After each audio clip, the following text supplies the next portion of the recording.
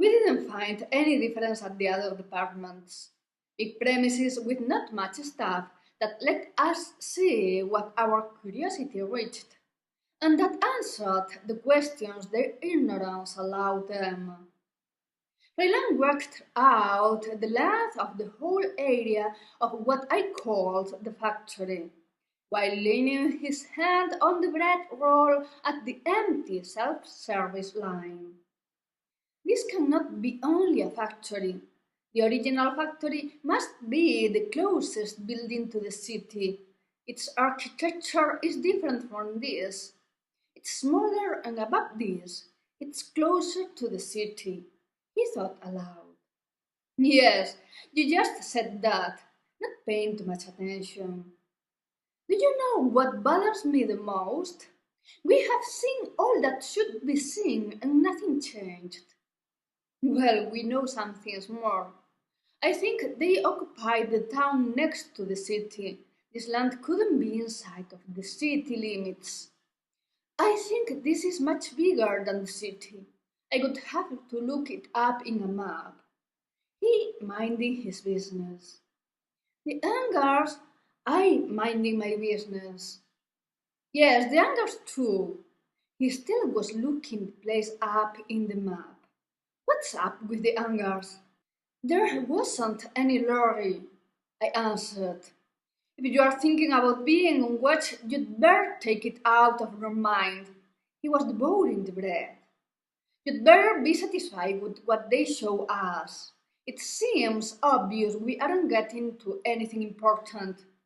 Even on the other hand, it's interesting. And what if we hide in the meadows instead of going back to our room?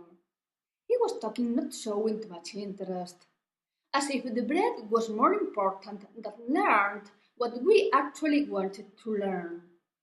Are you that starving? Really? You ate not even 5 hours ago, I muttered. It's delicious, he said. Sure, they poisoned it. I said to make him stop. Never mind, it's delicious, he said with the full mouth. He didn't care at all. He didn't get up the table until he ate every crumb, literally. He took each one of the tiny leftovers, printing his humid, eager index all over the table. We went out, leaving the birds inside. We hadn't seen the red word since we arrived. We hadn't found any obstacle. Raylan, however, seemed to expect an attack. Not scared, but hopeful. He watched from the distance the high walls describing the facilities. I watched the white meadows ahead. Don't go that far, Raylan stopped me. We won't see a thing from there. Do you remember what the warehouse was? It was true. Our goal was to see if there went in some lorry and where they came from, where they went to, what they carried.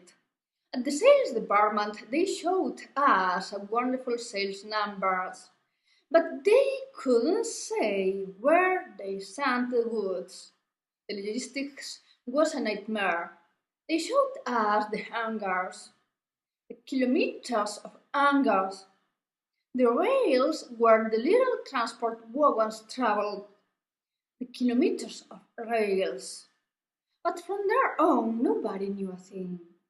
Here, I pulled him to where I thought the warehouse could be, even I wasn't sure.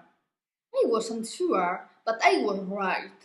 From the humidity of the dew and from the darkness of the night, we saw the first lorries arriving the warehouse.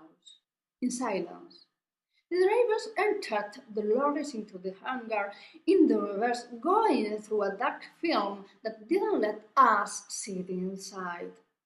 The cab remained on the outside, and they went out to smoke in one of the sides of the building.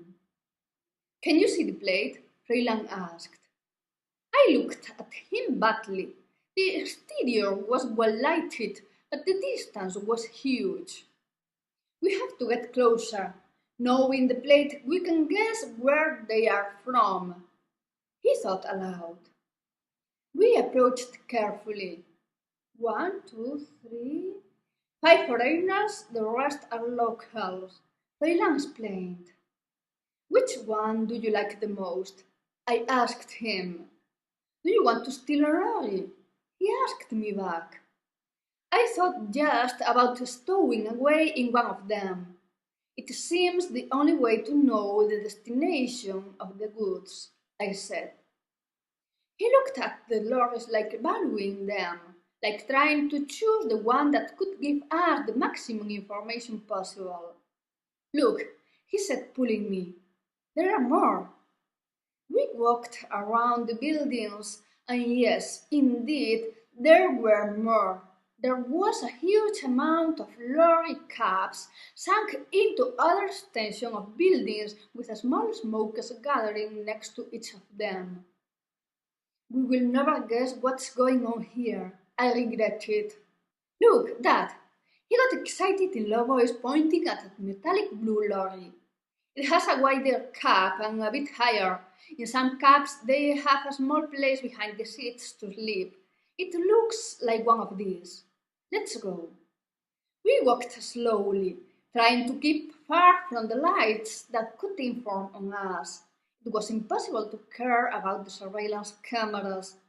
Just wish they didn't realize we were there, or they didn't mind. The door was opened, and as Freeland had said, there was some kind of shelf behind the seats with a blanket and a thin mattress. We fit in there the best we could and waited.